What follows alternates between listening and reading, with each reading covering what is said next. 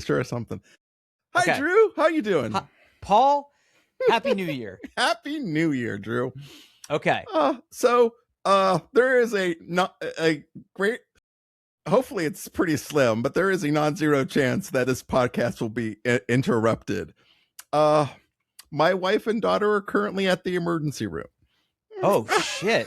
What's going on? So I love my daughter very much, and if she listens to this, I hope she does.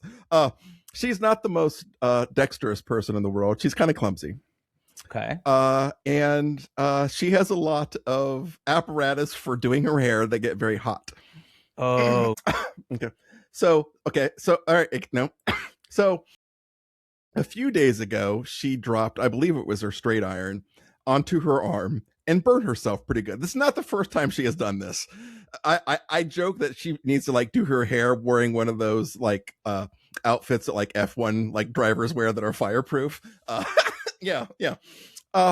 So we sit down to eat dinner, and she kind of reaches out her hand, and my wife kind of notices like, hey, the burn site's getting all kind of like it's puffy, and then we see a red line coming off of it going up her arm. And I'm like, you need to go to the emergency room. Oh, it's infected. Yeah, it's infected. So hopefully everything's fine. I mean, I'm hoping like best case scenario, it's just like overnight, like antibiotics or something. But like, yeah. So that's happening now. I told my wife, like, if it's not urgent, send me a text. If it's urgent, give me a call. So okay, all right. Yeah. Well, I mean, we haven't been able to record for a month. Yeah, So that's what's right. one more week? Yeah, it's a hiatus. I mean, but you know what? Until then, I'm going to assume like everything's fine, and let's just do it. Okay, so in the spirit of late breaking podcast news, Okay, there is a topic on the podcast list tonight. Okay, but we can't talk about it unless. Did you receive a package yesterday or today that you did not order? No. Okay. All right. So we're gonna go ahead and strike this one. Okay. All right. Okay. We're not gonna talk about that today. Okay. Not to spoil the surprise, but you will have something arriving for that topic. Okay. All right. Yeah. Fair enough. Yeah. Much like your beloved handheld sites that you order from, where it comes from U.S. warehouse. Okay. The tracking information is not great. Okay. Yeah.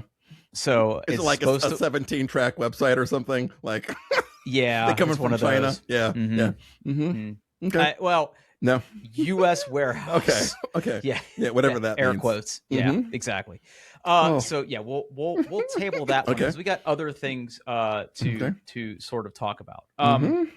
So sort of leading things off here, you're right. It has been a little hiatus. The holidays were pretty hectic for all of us, I think. Yep. For those of you getting caught up, so like just an example, we're recording this now on January 15th. The last episode we recorded was before 2 weeks before Christmas. Yeah. And a lot of that had to do with, hey, Zach was home and Vito got his big boy operation, and there was like a week where my wife and I did nothing but try to keep him calm. It turns out that's really hard with an 8-month-old puppy. Who I love, by the way. He's my favorite dog in the world right now. I'll tell you what. Okay, so yeah, that's kind of where I want the topic to go. But that's not to say that you and I didn't get a chance to hang out over our Christmas break. So we did have a game night, and I gotta say, first of all, yes, you were definitely Vito's favorite. Now I don't know if that's because you were the first person to arrive, or Yorkies recognize their own. Right? Yeah. I mean, come on, like, yeah, that's a good dog. Yeah, he was very excited. Yeah, he is a dog. He is a dog. He was kind of skittish around everybody else, but eventually he calmed down, and I was able to play some games. So the one game that you brought over that I actually really enjoyed was that Lord of the Rings game. Yeah, Lord of the Rings: Fate of the Fellowship. Yeah. Yep. Yeah. It's like pandemic inspired. Yeah. Yeah. Yeah. So you had talked about the game on this podcast when you talked about the little retreat that you guys did for work. Mm-hmm. And, I listened to it. I'm like, okay, well, that sounds kind of interesting. But in my head, I just kind of pictured this is just a reskin of Pandemic. It's definitely not a reskin of Pandemic. It's not. No, it's not. No. 100% not. There's way more mechanics. I want to say it is like Pandemic plus. Yeah, it's a little heavier than Pandemic. Yeah. Yeah, because there's all these interesting different win conditions. Just wiping the board clean doesn't really matter. It's important. All the different characters have different powers, and you sort of have to be cognizant about what they do. And it can be a real fucking big kick in the nuts. It's mean. As we witnessed. It's mean. Yeah. But I think the general consensus among the group that we had over to play the game was we would definitely play that again. Yeah. Well, and then we played some Heat, which is always a good time. Yeah, and that map. I think we played Spain.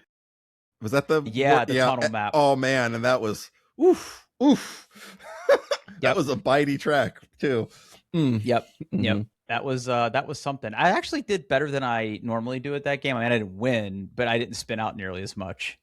Yeah, I misplayed like the first turn a little bit, and I spent most of the time catching up after that. I did catch up. Like I was very impressed about how like I didn't win either, but I got caught. I got caught up, and that was my goal. So yeah. Yep. And then we played some Take 5 or 6 Nipped. Yeah. Which is just Take 5. I bought that while I was at your house. And it came, and that's been a big hit at my house. We played it this time with Zachary, and the last couple of nights, my daughter's like, after dinner, can we play Take 5? And then we did. Yeah.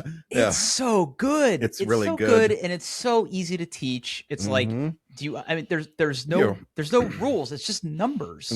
Yeah. Yeah, so I did end up having a second game night that you weren't able to make it to, but we actually convinced my wife. Yeah, I heard that. Yeah. So that was fun. And she enjoyed it too. Yeah.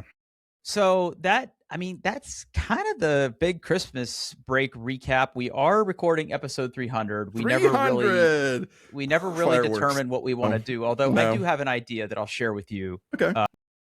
It'd be fun. We haven't done in a while. So we haven't done like a stream.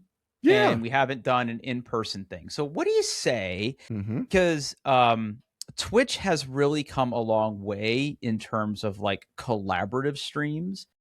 We should play some sort of co-op game. Oh, I and like stream that. it together. I like that. What can we play? That's a great question. That's a great question because, if it's something you're going to play on the console, that's not necessarily out of the question. Yeah, but if it's something on the PC, we just have to kind of think about what that's going to be. Yeah, I mean, I can liberate my son's gaming PC in a pinch, so which is still here. He did not take it with him to college, so good for him. Yeah, good for him. I assume he's back at school now. Yeah, he started it back up this week. Yeah. Okay. Yep. Okay. I mean, we didn't really make a big deal out of the holidays this year, just with everything going on, and we did make it to episode 300, which is bonkers. I mean, can you imagine that? Like, we've been doing this for a long time. Yeah, absolutely fucking bonkers.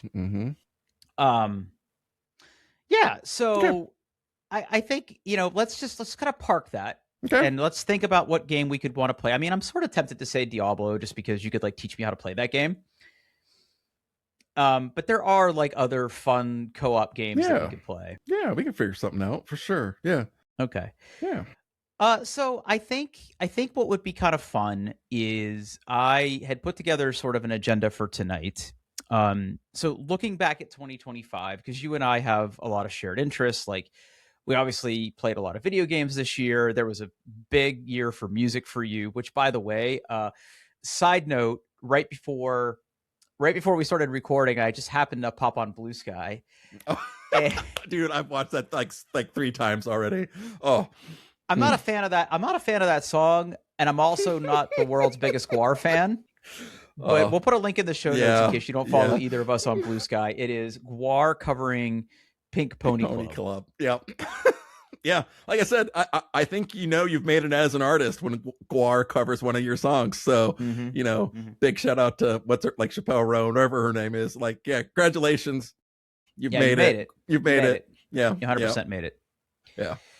Oh, So yeah, so what we're gonna do now is we're gonna do like our sort of best of 2025 things, and we're like 2 weeks late doing this, obviously, but okay. Yeah. things that we really liked on a variety of topics, and we're gonna start with video games. So I think it's gonna be the most straightforward. So, Paul, when you look back on 2025, if you had to pick one, like what would be number one for you? It's the one I put in the show notes first, Ghost of Yote. Okay. Yeah, PlayStation 5 exclusive for now, but it's the spiritual successor to Ghost of Tsushima. It adds a lot more mechanics. The story's good. Like it's just a great. If you like that game, you're gonna love this one. It's good. It introduces multiple weapons. The story is very interesting. It's beautiful. Yeah, it's an absolute gem of a game. I love playing it. Yeah. Okay. Now, have you finished it? I did. Yes, I finished it. Yeah. Got it. I haven't I have not 100%ed it. I may go back and like go for the plat, as us Sony ponies say, go for the platinum trophy. But no, I've been busy playing other things. So yeah, other thing really. What other thing? It's the next one on my list, man. Okay, so go ahead and hit it. Diablo 4 season 11. It's the season of divine intervention. They changed a lot. This is the one where they added paladins, right? Yeah, if you pre-order the expansion, you unlock the paladin class. Well, I mean, I'm gonna play the fucking expansion, Drew. Like, and not only did I buy the expansion, I bought the most expensive one because I wanted the skins. How could you not? Yeah, how could you not? But even I've also played a little bit of Sorcerer this time around. They've really like. It's not Path of Exile hard now, but it is more difficult. They've changed like some monster behavior. They revamped some of the mechanics, and the Paladin is just a fucking blast to play. I'm tempted. I am tempted because I in Diablo 2 and Diablo 3, like that was my jam. Yeah. I always like those classes. Yeah, it's a fun class, and yeah. They just introduced the tower, which is like competitive leaderboards. I haven't played that yet, but I might check that out. Still in beta, and I've heard it's a little buggy. But I mean, I'm not going to be in the leaderboards, right? Like I'm so mad. This is like I'm having so much fun this season, but it's the first time I have not seen a mythic item drop, and I'm a little pissed about that. So like, well, I sort of get Diablo news tangentially, and I thought that they had like made everybody happy with the loot now. They've tweaked some of like the upgrade mechanics to make it a little less random. There's still just way too much fucking loot in the game. It just is. Like the expansion's supposed to introduce loot filters, and I cannot wait for that. Like I hope it's just like auto salvages everything not in loot filter, because you still need those crafting materials. But there's just like you spend like 20 minutes playing, and then you spend 20 minutes digging through your pockets figuring out what's good, and like there's not enough stash space by default, and it's just there's still some issues there, but it's getting better. I mean, season 10 was also really good, but 11 is really, it's, if you look at like the active player chart, this is the first season that's like retained the amount of players that they had. Like you could always get a boost at the beginning of the season, but it hasn't really dropped off like the other seasons had. So I think they have a good one on their hands. Yep. Okay, very cool. What about you? Now for me, right? If I look back at games that I played this year,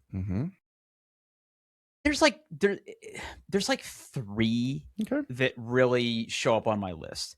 2 of them though really aren't 2025 games technically. I mean, there's Diablo 4, so well, but yeah, that's like a live service game, right? They're always adding things. So like I can kind of see it. So Escape from Tarkov was the number 1 game that I played this year. I spent I only started playing it back in April, and I amassed like 1,000 hours in this game. Very much like your Diablo 2 experience. It's go into a raid or a game session, try not to die, and whatever you bring out you keep. Whatever you lose or drop, you don't. And a lot of time that requires you to filter and play inventory Tetris and all this other stuff. And It's just really fun. I'm only playing the PvE version. Don't at me. There's too many cheaters in PvP. But the PvP experience, like the core game loop and everything about it is just really fun. And I have a couple other people that I play with. I actually met some people this year by streaming it, who helped Nice. me out, and they still pop in and play with me from time to time. So that was kind of a cool experience. So that's like kind of honorable mention. Okay. The other one's Factorio. Now Factorio's been out. I've wanted to get into that. Yeah. Man, that is. I'll tell you what. I have a lot of friends that hate it. Okay. Now, when it comes to crafting games, and for those of you who don't know, this is like an automation crafting type game. You start crash landed on a planet. It is a pure overhead view game. It is not 3D, which don't let that put you off. It actually is really, really, really good. The 2D artwork and sprites are amazing. For the amount of complexity in the game and the size of the planet that you get to explore, it's pretty freaking impressive.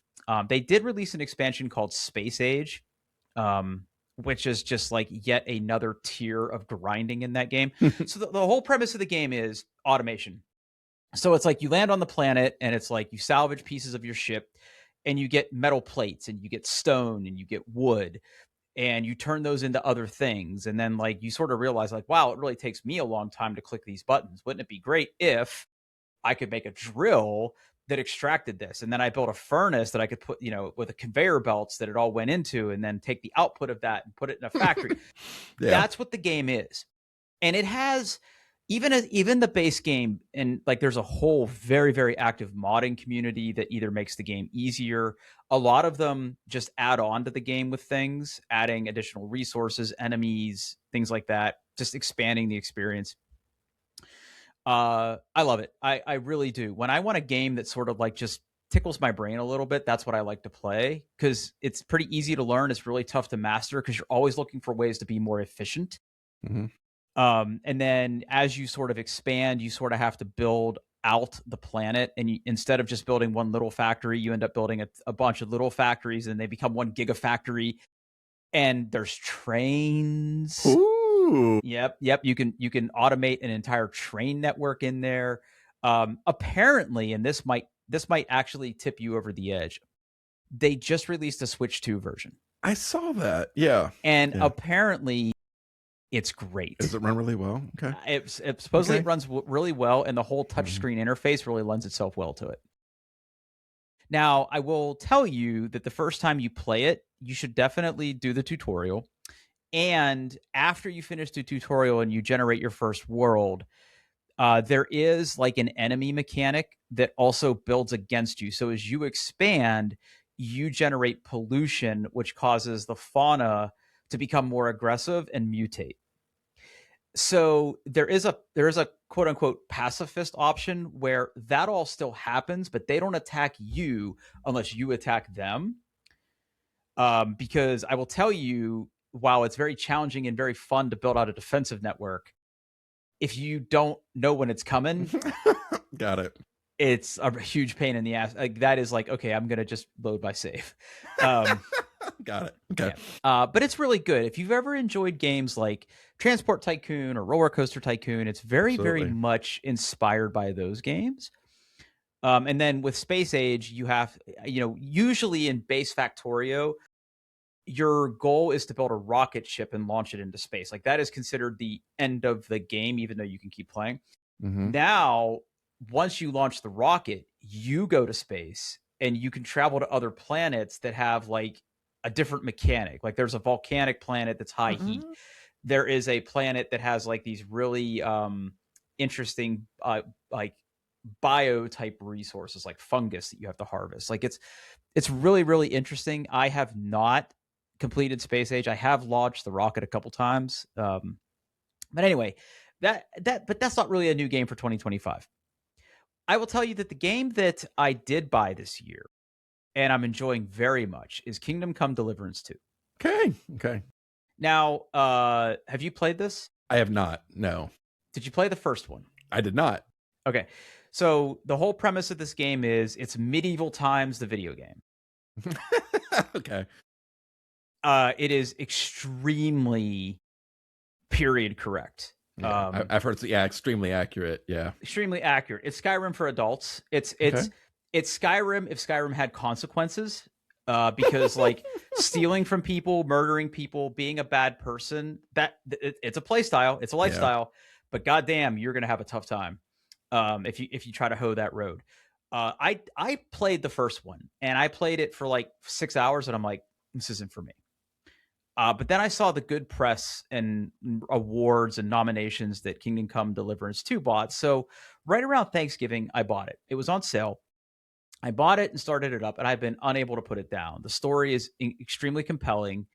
It is a challenging game, but it is, like I said, if you are into fantasy medieval stuff at all, extremely good game. Combat is very satisfying. It is very hard. It is very unforgiving. There's a lot of systems and crafting, and the storytelling is incredible. I want to say that it's one of the better video game stories that I've experienced in the past couple of years. So if you're looking for a game to sort of just immerse yourself in, it does start out a little slow. Like the first 2 hours is just one long extended tutorial as you sort of get introduced to the world. But once it finally lets you loose and go do your thing, it's pretty fucking awesome. So that to me is my game of the year. Let's see, how many hours am I into that game now? Let me check Steam real quick. I have not finished it yet, so I don't know how it ends. Kingdom Come Deliverance 2. I have played 30 hours. So I think I'm getting close to the end, but I couldn't tell you for sure. But it's really good. I would say definitely give that a shot. Okay, I'm going to add it to my PlayStation wish list so I don't lose track of it. Yeah, I would be curious if it ever shows up on like PlayStation Plus. Yeah, I don't know. But I don't know. Kingdom. Yeah, no, we'll see. I'm going to give it a big old heart. Big old heart. Big old heart. That's the wish list. Yeah, 6.92 reviews on PlayStation, 34,000 ratings. Yeah, people must like it. Yeah. Oh, the Royal Edition's actually on sale right now for $45. Yeah, there is a lot of there is a lot of DLC. Okay. And some of the DLC is technically horse armor. But there's more to it than that. I like cosmetics. So yeah. I can't. Yeah. Yeah, you can make your horse look like a unicorn. Mm-hmm. The sale goes through. Okay, yeah, maybe I'll pick this up this weekend. We'll see how. Yeah, we'll see how. I can definitely see how it wouldn't be for everybody, but I think it might be for you if you enjoyed Fallout, if you enjoy Obsidian games. Mm-hmm. This is made by Deep Silver. I think it's incredibly well done. Yeah, cool. Now, setting video games aside for a minute, you are obviously a huge music person. A little bit. I am not. So I don't have favorite music from this year. Okay. If I did, you would just make fun of me. I wouldn't make fun. I mean, what do I listen to? Like, come on. Like, yeah. Yeah, but not only do you have music that you're passionate about and a genre that you're passionate about, you know a lot about it. I don't. Yeah. I spent a lot of time. Yeah. It's not me, right? I like music. Music is good, but I'm not passionate about it the way you are. So tell us a little bit about stuff that you like this year from music. There's 4/5 albums this year that I really, really enjoyed. My best album of the year is the Callous Cowboys. I Don't Want to See You in Heaven. It's just an absolute freaking masterpiece. I'm so glad. We're gonna play. No. Who's gonna listen to a track? You've done this one before. Okay, yeah. And I would not recommend some of the others just because. I mean, okay. If you want to, go ahead. But like Callous Cowboys, I Don't Want to See You in Heaven, absolute masterpiece. Like, so glad I got to see them live finally. To come anywhere close again in the future. They're in the studio making another album. I will travel to see this band. It was so fun. The atmosphere was great. I love their music. And they're like a small band, so like I bought my t-shirt from like the bass player and the violin player. Like it's just that's how they roll. Second, it's a band I discovered like last year, I think, and they have a new album. It's Fey Tooth. The album is Labyrinthine. I think I mispronounced that horribly. They call themselves like Fairy Doom. It's more doomy. It's more sludgy. It's a mix of clean vocals. It's an all-female band. They're just absolutely incredible. They are touring, but they're not coming close. At least not like in a time frame that's easy for me to travel, but it's really good. If you're looking for something, Face tooth. Fey Tooth, yeah, Fey tooth. Fey Tooth, yeah, it's good. Huh. Yeah. They have a lot of piercings. Yeah. And honestly, as far as the metal goes, it's more like it is heavy, but like it's mostly clean vocals. There is some, there is some screams in there as well, but Give me one. Give me one track. I gotta hear it. Give me one track. What would be the best track? Hold on, let me open my Spotify. It's not showing me. What is the most popular song on that album? Give me a sec. Real time update. My daughter is not dying. They're giving her some antibiotics and cleaning it up. So good for her. Yeah. No one is gonna die. Fade Tooth, Labyrinth, everything. You know what? Do the second track, Death of Day. Death of Day. Death of Day. Yeah. Yep. Okay. All right. Here we go. Kicking it off now. That's just like heavy bass, if I remember correctly. A lot of some bass happening now. Okay, here comes the guitar. Okay, starting out a little slow. Oh, it's like it's inspired by like it's when I say doom metal is usually very slow, like kind of just sludgy, like you're just like walking through a swamp, like Okay, this isn't terrible. No. And there will be some harsher, more extreme vocals in there, but they're always kind of like it's secondary to the cleans. So yeah. It's okay. Hold on. It's good. You getting? Yeah. I want to hear some vocals. We're 46 seconds in. Yeah. Like around the yeah. Nope, that was a fake out. Nope. Okay. I thought for sure. I think it starts around like the minute mark or minute and a half. Yeah. Nope. Minute 2. We're not there. Okay. Shit. Hold on. Okay. Hold on. No. Yeah, at a minute. I just went to the lyrics and clicked on it. It starts. Yeah. Okay. I'm gonna stop there. Okay. That's not bad. Yeah. That's not bad. Where does the heavy stuff come in though? Like where does the heavy screaming come in? It's always very just like there's multiple vocalists, so sometimes someone will be singing clean and there'll be like harsher vocals over top of that. So it's they do a mix. I would say they're primarily clean vocals, like 95% of it is clean. The next album is all extreme vocals all the way down. Loner Shore came out with a new album and it is called I Feel the Ever Black Festering Within Me. And it is great name. It is heavy. Their lead 10 singer 10 million plays. Oh, dude, Loner Shore 801,000. Loner Shore is one of the most popular metal bands out right now. They're technically deathcore. Will Ramos, for my money, is still the best extreme vocalist performing today. His vocals are just absolutely bonkers. Like you listen to him and you're like, he has to be using distortion or something. And sometimes he does like layer his vocals, but like it's all him. Those noises are coming out of his face. It's very heavy. I would not recommend this be anyone's first metal band ever. I mean, it's more approachable than black metal, but it's good. They continue to knock out good stuff. I wish the vocals were a little higher up in the mix in this one, but it's still a really good album. They're coming to Sonic Temple, so I get to see them live. And last, another one of my favorite bands, a band called Face Yourself. They're also deathcore. They don't release full albums. They release like EPs, which are shorter. And this year they released 2 EPs. They're both really good. The first one is Martyr and the second one is Fury. They're like short, like each song is like the longest song's maybe 3 minutes. Most of them are probably like under 2. They're just short, brutal.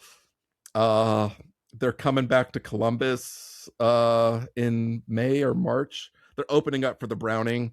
I'm probably just gonna go to that show and see Face Yourself and then walk right out the door. But okay. Yep, but it's good. So it was a good year for heavy metal. I mean, I probably could pick like a bunch of other band artists as well, but these are my favorite ones of the year. Yeah. Okay. Yeah. Like I said, I don't really have anything to add there, just because like I it's not something I go out of my way to do. Okay. So now let's talk about gadgets and other shit we played with this year. Yeah, So you go yeah. first. Why don't you go? Why don't you go? I just talked about bands Yeah. for 30 for like 10 minutes.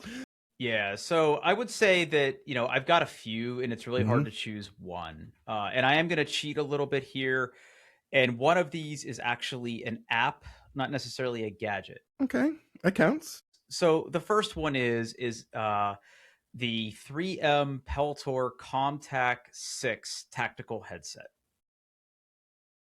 Sorry, I didn't mean to laugh immediately. Hear me out though. Hear me out though. Tactical headset. Okay. Yep. Now, listen. We have had a great laugh about my tactical cosplay and my shooting competition gear. Ha ha ha. Yes. Yeah. Drew's a weirdo. This though, even though it says tactical headset, this is actually hearing protection. Which makes you need that for shooting. Yeah, 100%. Yeah. Now, in the past, typically what I do is I just wear earplugs. I have Surefire earplugs. I'm not gonna link those. They're relatively inexpensive. They're like 12 or 14 bucks. You can get different sizes and different things that fit in your ear. And that's typically what I roll with. A lot of people like the whole earmuff experience. Some people even double up. They'll do earplugs and a headset. Now, when I'm at the range by myself, that's usually enough. If I'm just at the range with one other person, usually that's enough. But there's been a few occasions this year, especially when I've gone to competitions or I've gone to long range shooting destinations where there's a lot of people, there's a lot of noise, a lot of stuff going on. With hearing protection on, you really got to shout to get people's attention. Now, when it comes to hearing protection, there's a lot of different levels of protection. There's a lot of different features. Since time immemorial, like when I first got into shooting, it was all earmuffs and earplugs. That was it. That was your choice. And then as Bluetooth became more and more prevalent, companies started making Bluetooth enabled headsets, and they're really interesting. For one, you could be Bluetooth to the headset and you could play music. So like if you were mowing the grass, for example, a lot of those headsets are rated the same as things for like hearing protection for shooting. Because it's, rather than sharp, loud noises, it's consistently loud noise or things like that. But then what companies started doing is once they started embedding electronics into headsets, what they started doing was like active noise cancellation. And the whole idea behind that is you can put little microphones on the headset. And what you'll see this referred to is impulse. So like let's say you and I are in a field and and I have one of my guns. You and I can be talking and the headset microphone, like if you and I were both wearing active listening headsets, we could be talking to each other. The microphone would pick up our voices and amplify that so we wouldn't have to shout at each other over our hearing protection. And if in the process of me talking to you, I shoot the gun, the microphone senses the impulse, filters out that noise from our conversation, and allows us to still hear our surroundings without hearing the gunshot. Okay. So it's selective noise cancellation. Yeah. Yeah. And that has sort of become the norm for electronic headsets. And this particular headset is no different, except these headsets have something else too, and that is built-in wireless communication. So, the reason that these are referred to as tactical headsets is that for military and security operations, you'll notice that the picture, if you go to that website, there is basically a microphone on this. And there's actually two microphones if you look really carefully. The first one is actually like a lead that comes off of one of the sides and goes in front of your mouth. The other one is on one of the ear cups. It's that little thing there. Yeah. That is like the active listening piece that I just referred to. And then you have this communication device that can either be right in front of your mouth or you can put it off to the side. And in the basic example here, there's also a down lead that comes off of that you could plug into a radio. So if you are like a amateur radio operator, for example, and you wanted to have a headset that you could have in the field for shooting, but also have the ability to talk to people over UHF, VHF frequencies, that's what you can do.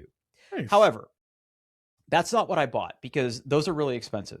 There's one tier down from this, and it has what is called NIB, or Natural Interaction Behavior Technology. Now, What this is this is a turnkey near field communication technology.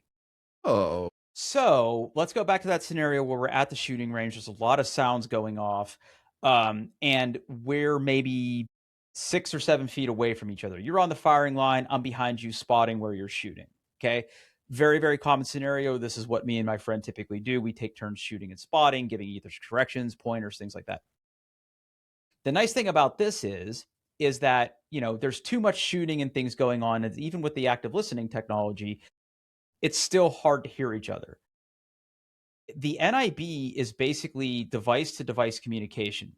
So either with push to talk or sensing when I'm talking, it transmits back and forth between the headset and will automatically transmit to any headset within a 6-meter radius. nice. So I bought one of these towards the end of the shooting season, and I bought one from my buddy for his Christmas and birthday present. And we've taken them to the range. They're extremely comfortable. They're very lightweight.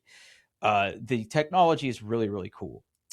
It works really well. We had them out there, just testing it out and using it. I would say that this is one of the better investments I made. Typical good hearing protections anywhere from $60 to $80. These are significantly more than that. So it's definitely a little bit more of an investment, but with as much shooting as I've done this year and the things that we want to keep doing, like, it just kind of makes sense to do that. So I want to say that of all the different things that I have sort of bought this year, this was one of my better ones. Now, the other one that I want to highlight here, and we've talked about it on the show before, feel free to go back and listen to it, is my travel router. Yep. I have fallen in love with this thing. I love taking this thing places. Still think it looks like a happy robot. Like, yeah, it is a little happy robot. So this has made probably a half dozen business trips with me. It nice. made it back to and from Europe for us. So, like, it's great to be able to just go to a hotel room, plug this in to the wall, and then once you join it joins the hotel Wi-Fi. Your phones, your computers, whatever, just keep joining this. So everywhere I go, I never have to join my computer to a hotel Wi-Fi. I never have to join my phone to a hotel Wi-Fi. This joins it. And then because I'm in the Ubiquiti ecosystem, my Ubiquiti router has built-in VPN protocols. WireGuard is one of them, and this router supports WireGuard. So, like, you configure WireGuard on the router, you configure WireGuard at home, and anywhere I travel, my workflow is literally plug this in, have it join the hotel Wi-Fi, have my phone join it, and you can either configure the touchscreen or a little switch on the side to turn on VPN, and I'm VPN'd in my house. I get Plex. My communications are a little more encrypted. It's not just, over-the-air Wi-Fi anymore. It's great. I mean, I've thrown it in my carry-on. I've thrown it in my travel bag. Yeah, I think everybody should have one of these. I seriously considered getting you one for Christmas, but I have another plan. Apparently. I do. But that was the other one. And then finally, sort of like runner-up app of the year is Applied Ballistics Quantum. Quantum. Yes. Yeah. So again, taking the shooting thing really, really serious this year and getting more and more involved with it. A good ballistic calculator goes a long way. And this is considered to be the best. So what Applied Ballistics is they are a laboratory that does testing on all sorts of different ballistic projectiles. And they build up a database of ballistic coefficients and performance things. And they have developed this app called AB Quantum. You can download it on the App Store. There is a free version, and there are other, like, subscription-based options you can pay for. Now, at a glance, this is just another ballistic calculator, but it also gives you hit probabilities around a certain distance. It is really, really good out of the box, even though we still have to do some ballistic coefficient truing and things like that. It allows you to store multiple rifles, multiple cartridges for those rifles, and it gives you just really, really good information. But what also really sets this apart is that it is an ecosystem of applications. So, like, if you're on the website for AB Quantum and you sort of scroll down, you can see that there are different levels of licensing, like ultralight, elite, and then professional, and what they give you. There's not that much difference in the cost between elite and professional, so that's just what we buy. Mm-hmm. But if you scroll down, there's a section on that webpage that says platform details. Yeah. And there is this section that says device connectivity list. I want you to click that. Okay. All right. Now, optics. They license this technology to a bunch of partners. Okay. So the way that you want this to work is that your ballistic calculator is this app. Now, that means that I can set up my rifle, I can be on the firing line, and if I know my distance to target, I can plug in all my numbers and I can get a ballistic solution, right? But if you have other devices, like a rangefinder, for example, that is AB quantum powered, it can send data to the ballistic calculator. Nice. If you have an anemometer that is AB compatible, it can send weather and wind information to the ballistic calculator. So the whole idea is you build out your ecosystem and your workflow here to say, okay, I've got my Kestrel anemometer over here that's giving me wind speed and direction and humidity and temperature. I've got my laser rangefinder binoculars that are giving me distance, elevation, and angle of attack. That all gets fed into my ballistic calculator with all my other constants. Now my ballistic calculation is even better. So that has been the big investment for me this year, is going down this ecosystem. And I have other laser rangefinders and things that I've tried with varying degrees of success. But this has been a really good experience. The app is super easy to use. Other like range finding apps that I have are super finicky. They're just not good. They're just not good apps. But this is like a really, really good app that's really, really well designed. So that's kind of my big 3 devices of the year, if you will. Yeah. What about you? My favorite device of the year has to be my Asus ROG Xbox Ally X. The thing that you weren't sure you were going to keep. Yeah, I love that thing so much. It is just an absolute delight to use, even though I've kind of just written off the whole Xbox full screen experience for now. It's fine. I just use Armory Crate, but like it's so ergonomic. It plays the games I want to play. It's not the most powerful PC in the world, but it does get the job done. It's an absolute freaking delight. I love that thing. It's good. If you're looking to get into handheld gaming, I think it's, there's the Legion Go S is also getting lots of reviews, but I think the ergonomics of the ROG Xbox Ally X, but the price is going to go up soon, so get on it. Because gestures and everything. Yeah, no shit. You know what's really funny? So a friend of mine was looking to build a computer, and I'm like, now's not a good time. Yeah. So here, let's play a fun little game right now. Okay. So just for funsies, I was on the Micro Center website, as I do. As one does. Right? Mm-hmm. As one does. And one thing I really love about Micro Center is they do a really good job of doing bundles. Okay. So like if I go to the Micro Center website right now, I can go to PC parts and I can go to AMD motherboard bundles. Because if I was going to build a system right now, I would build AMD. And they have a bunch of different options in here. They kind of give you like some base starter things. So like, for example, there is an AMD Ryzen 7 9800X3D, widely considered to be like one of the best all around, if not gaming CPUs you can buy. They're bundling that with a 32 gigs of RAM and an Asus and an Asus B650 motherboard. Is that the best motherboard in the world, the most powerful chipset? No, but if all you're going to do is throw a graphics card in it, hey, it's totally fine. How much you think? 800? 749. Very good. Very close. Yeah. Okay. Now, one thing I really like about the Micro Center website is you can customize that bundle. So let's say we wanted to go a little bit bigger, right? So if I click the button here to customize the bundle, and I'm gonna take the 32 gigs of RAM to 64. Okay. So I gotta like click through their thing here. So just bear with me. So I'm gonna say 64 gigs of RAM, which is, we'll just do 2 32 gig chips. Okay. I won't even pick the fastest. I won't even pick the fastest memory. So it was 750. It was 750. I've doubled the RAM. 950? Higher? $1,100? Almost $1,500. Fuck. Okay, now hold on. I got one more for you, okay? Okay. Let's say that you wanted to go big mode and you wanted to go 128 gigs of RAM. Now, let's be clear. That's never been cheap, right? Like No, a yeah. 128 gig kit, Mm-hmm. if you can even find them, has always been a little pricey. But I'm just gonna say, hey, I want to throw 128 gigs in this. The motherboard supports it. It's two 64 gig chips. Okay. Again, not picking the fastest memory on the list here. I'm just picking middle of the road stuff. Is that going like 1600? Well, Oh, okay. What do you think the total is? So before it was, you said it was what, 12? Is that what you said? 14.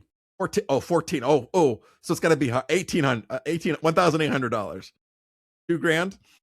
$2,200. Okay.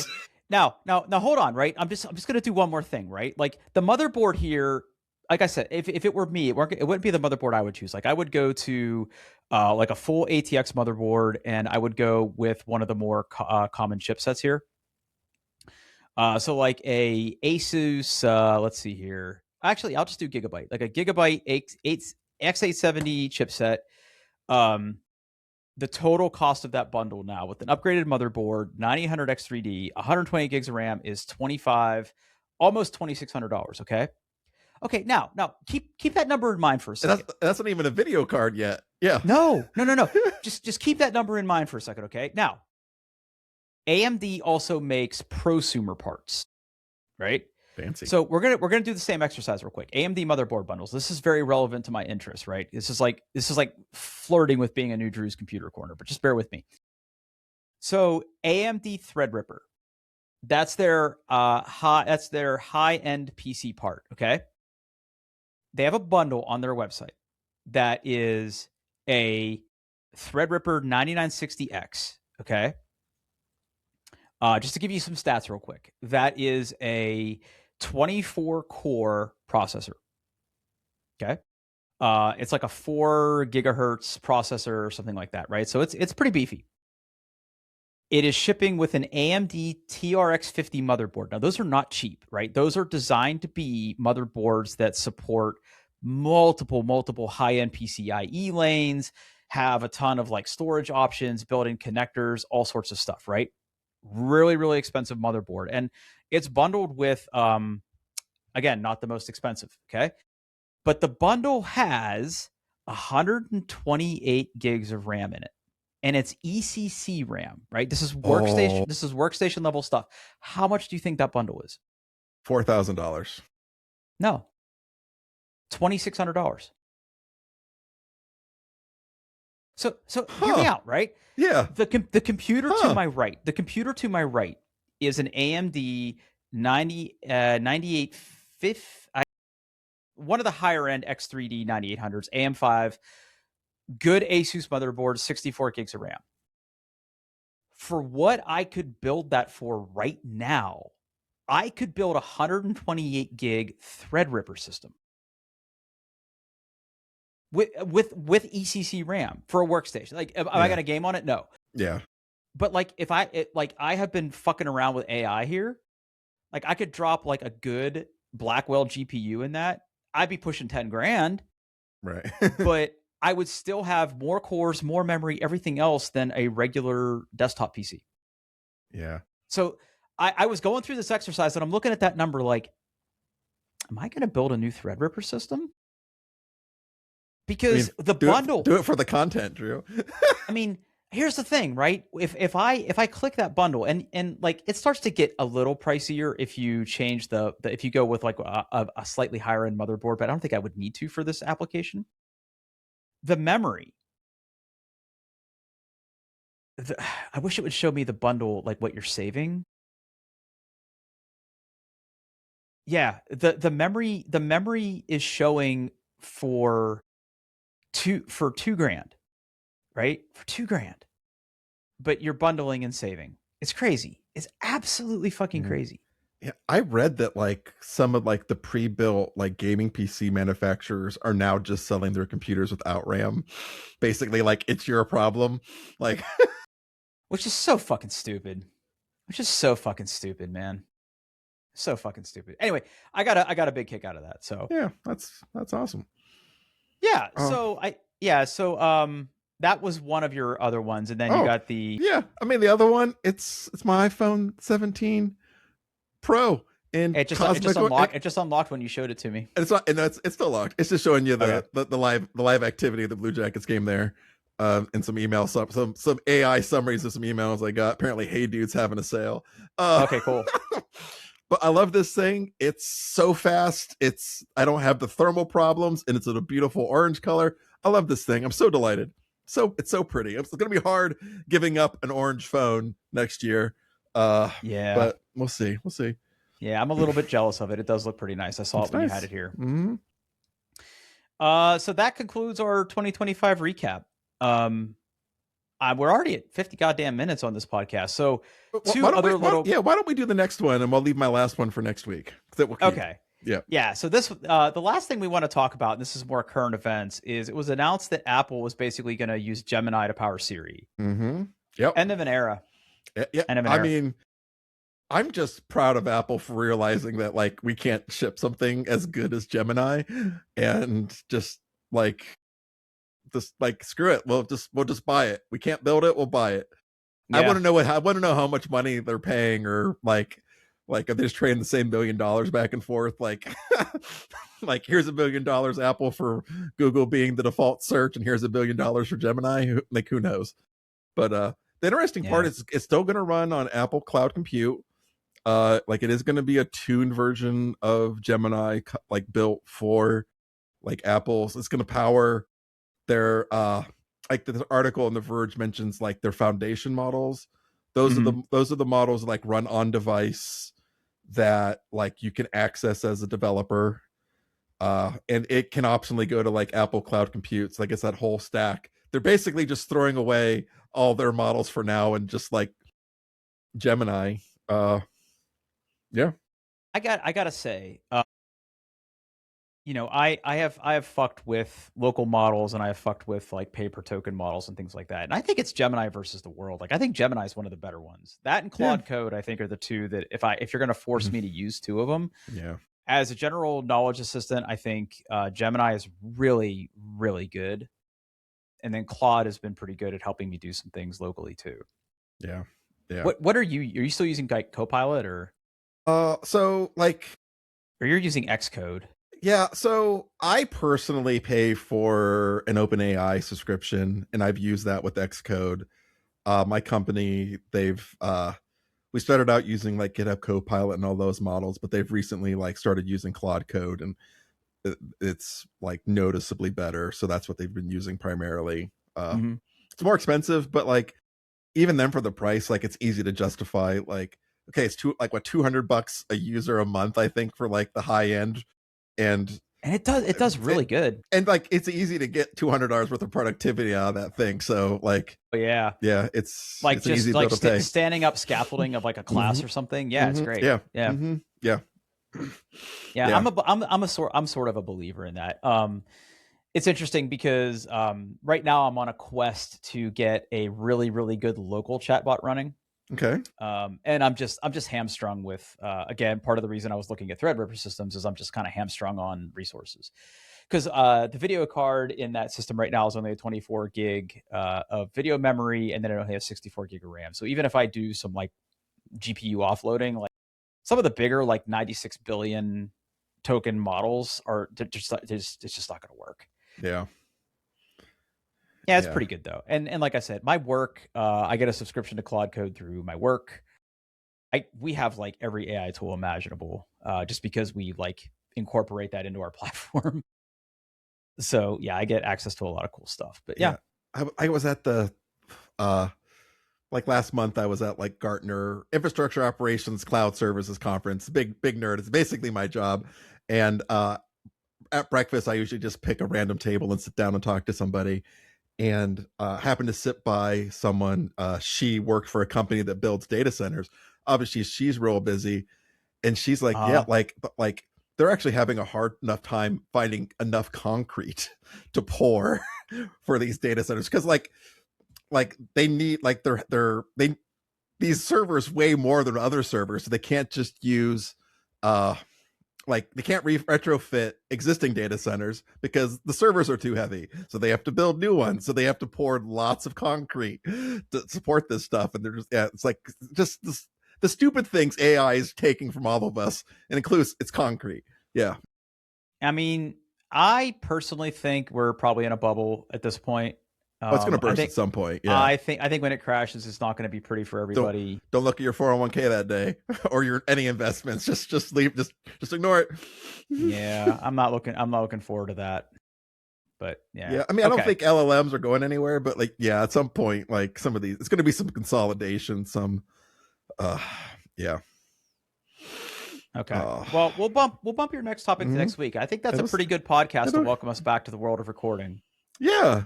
I'll wrap it up. Doingtheirbest.com. You can find all of the show notes there. We're also on the YouTube. Search for us on YouTube if you see watch the video version of this podcast. And don't forget TikTok. Yeah, we're posting shorts to YouTube Shorts and TikTok.